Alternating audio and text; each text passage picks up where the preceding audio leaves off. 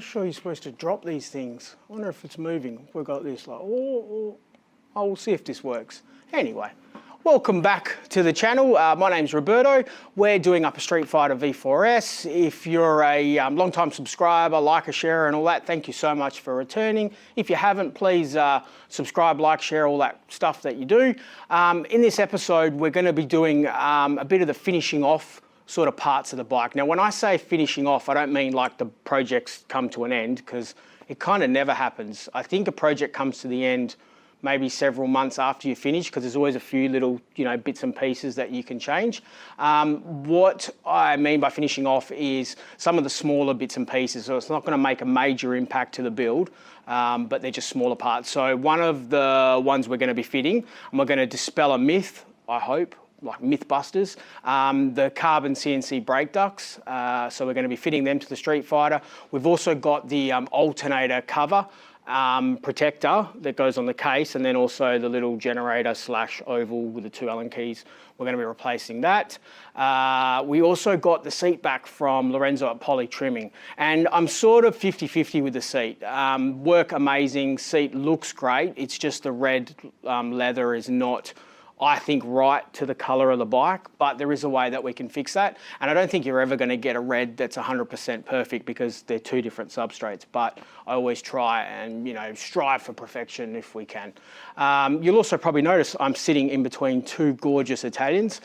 This is another SP that we've had the pleasure of paint protecting from new. I don't know if you saw the first one that I did. I did a bit of a sort of run through on the new SP. If you haven't, there'll be a link. I think it'll be this side or that side or whatever, but a box will come up and you can click it and watch it if you want.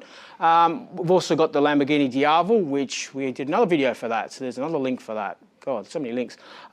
This has just come back for a bit of a Sprocket upgrade. It's sort of a really cool bike, but you've got to be careful when modding it. You don't want to change dramatically the aesthetics that Lamborghini technically have done. So we've gone full black sprocket upgrade, 2-piece design, and we also did a nice rose gold chain, which I love using, and it suits the rose gold wheels. So I'll show you that, just a side sort of thing. Other than that, let's go check out these brake ducts, and I'll run you through sort of how they fit, how they work, and what their sort of aim and what they're supposed to do. So let's go do that.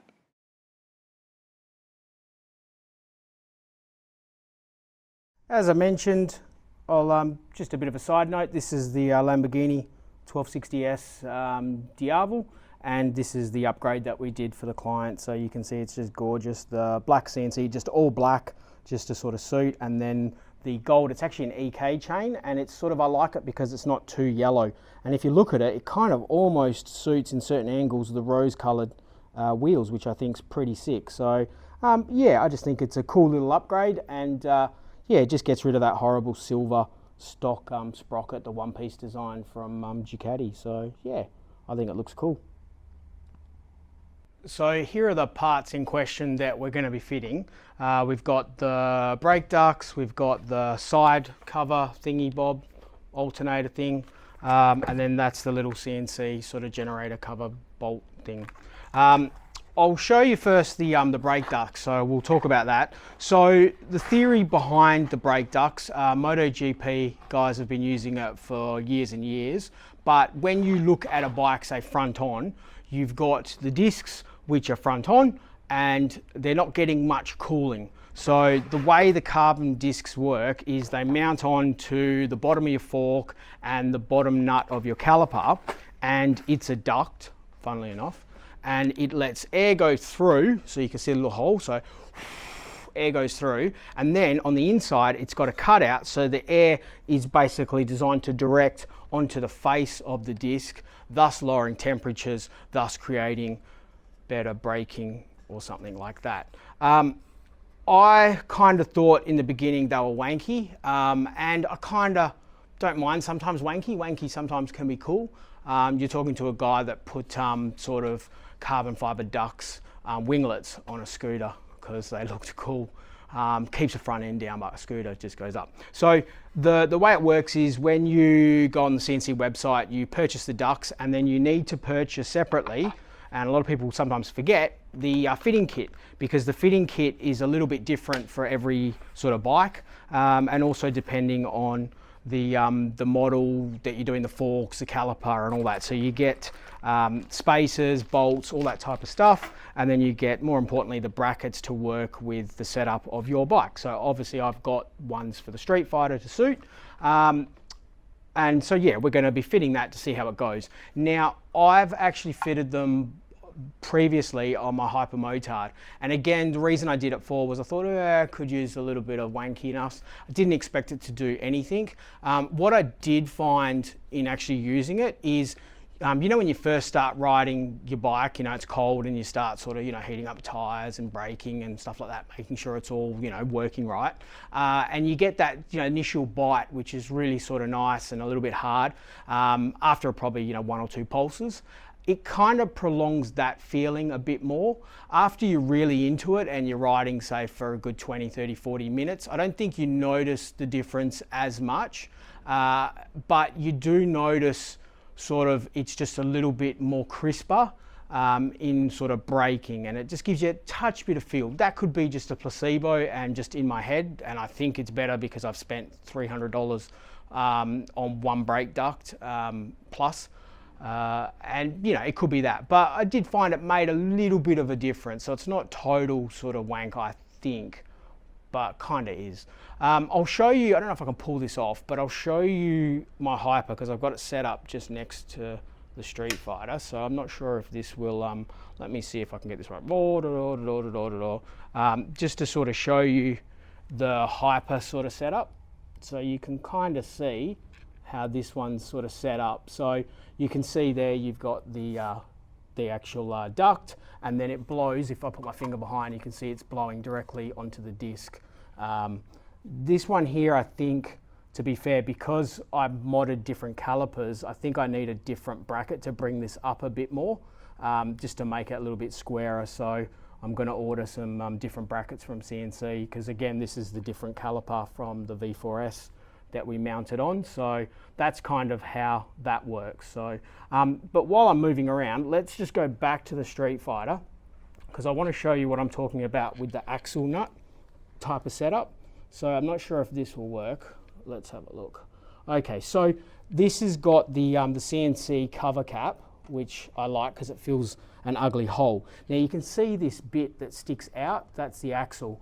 I've confirmed that, you know, by milling it down, it's not going to reduce strength or anything like that. But if you look at, say, other bikes like the Diavel 1260 and stuff like that, they actually have it countersunk in. So it means when you put this cap in, it doesn't stick out and it fits nice and flush. Because I think that sticking out, see if I can move it around a bit more.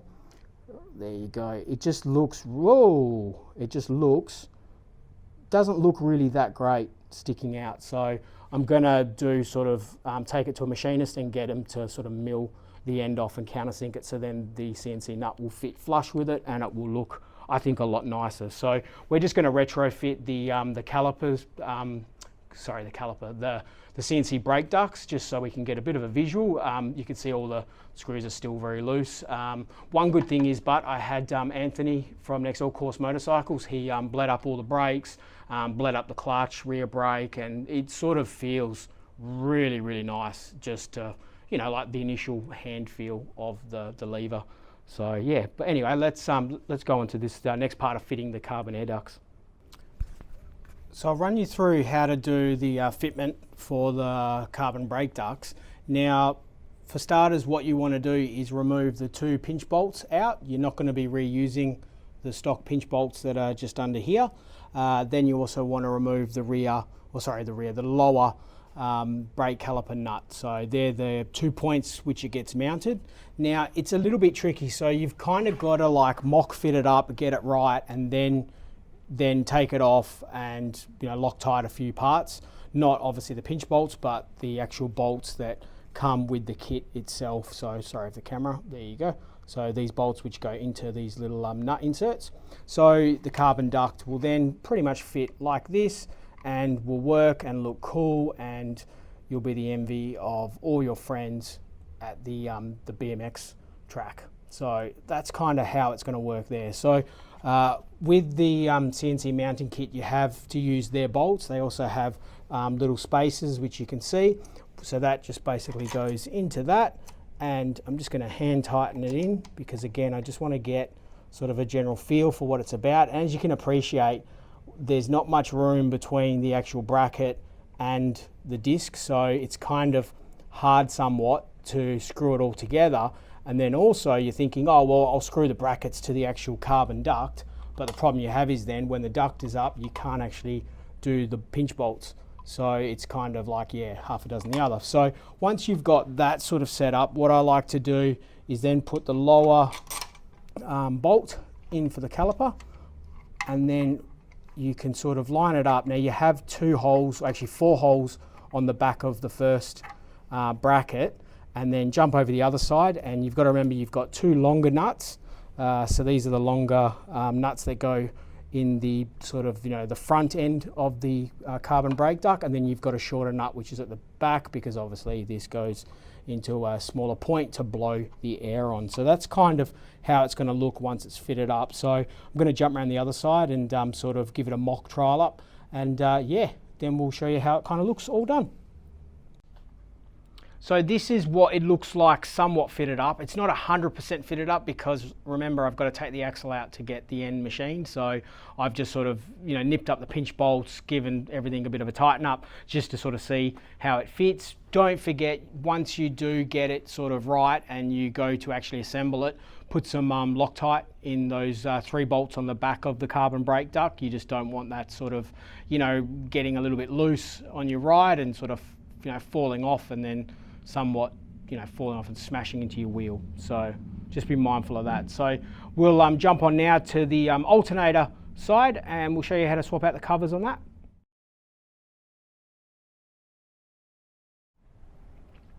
So we're going to replace the alternator cover, generator cap, whatever you want to call it, and then put in also the protection guard for the lower part here from CNC. So it's pretty straightforward. You undo these 2 Allen key bolts, take it off, and you fit the CNC one on here as a replacement.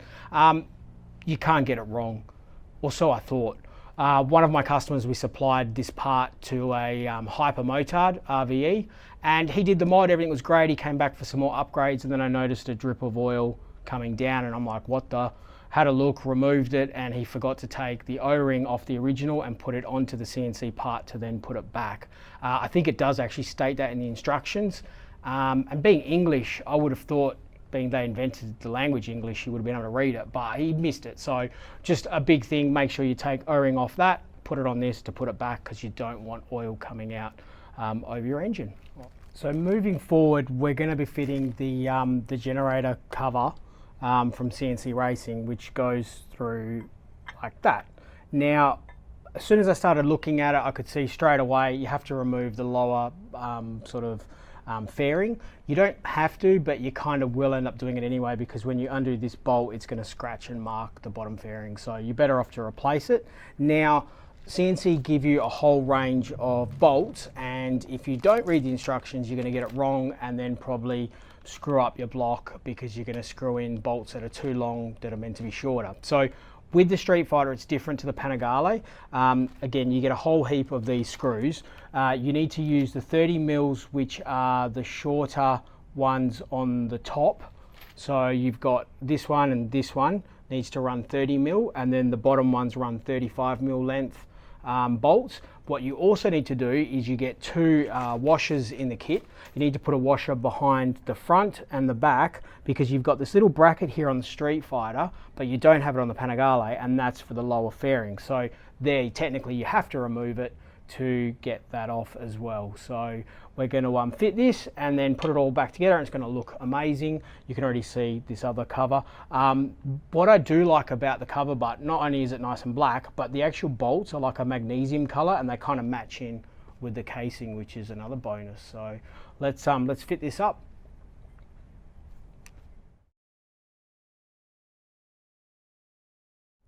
So all fitted up. To be fair, it probably took longer to put the fairing on and off than it actually did to put the alternator cover guard back on. So the only things you got to keep mindful of is when you do put the lower fairing back on, you just don't want this area here to sort of clip and touch or be close to it. So you've just got to maneuver it a little bit to get it right. And then if it's right, you'll see a little gap in there, so it's not going to sort of scratch when you're riding it. I think it looks very, very nice, but the biggest thing for me, and it's the simplest thing, I just think the screws. Like, I would buy this whole lot just for those screws. I just think they match in with the actual cover color so good. I'm really happy with that. Now we're gonna do a couple of little different things. Like, I've got a red cover for here, CNC, because I was gonna be keeping the red CNC rear sets, but because I'm swapping them out for silver, I'm gonna go probably a carbon one there, just to sort of bring a bit more carbon into this side of things. So we'll see how we go. Unfortunately, this is the end of the episode, otherwise they stretch out way too long. So unfortunately, we're going to miss out on the seat done by Lorenzo. If you have a look back, you might be able to catch glimpses of what the seat kind of looks like. But next week we'll look into that. Hopefully by then as well, I'll have the axle thing milled down and I can show you how that all goes together, because then technically the front end is completely done and I don't have to go back onto it again. Fingers crossed. Then in about a week's time, we're hoping to get the bottom tips mounted onto the Termi system that we've got. After that, I'm not too sure what's really left to it. It's I think we're just waiting for a couple of parts here and there. I have got a bit more carbon coming that's going to get painted, but I want to try and get it sort of all ready in the next couple of weeks so I can actually go for its maiden ride and then start a bit of dyno runs to see where we're at with the up map and all the different tunes. So I'll shut up now, because otherwise this will draw it out too long. If you haven't already, please subscribe, like, share, all that stuff.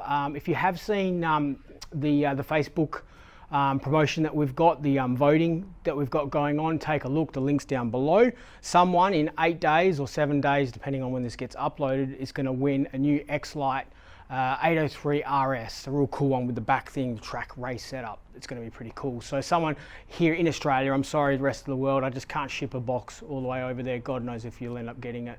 But other than that, thank you so much, guys. Please stay safe and we will see you very, very soon. All right, thank you.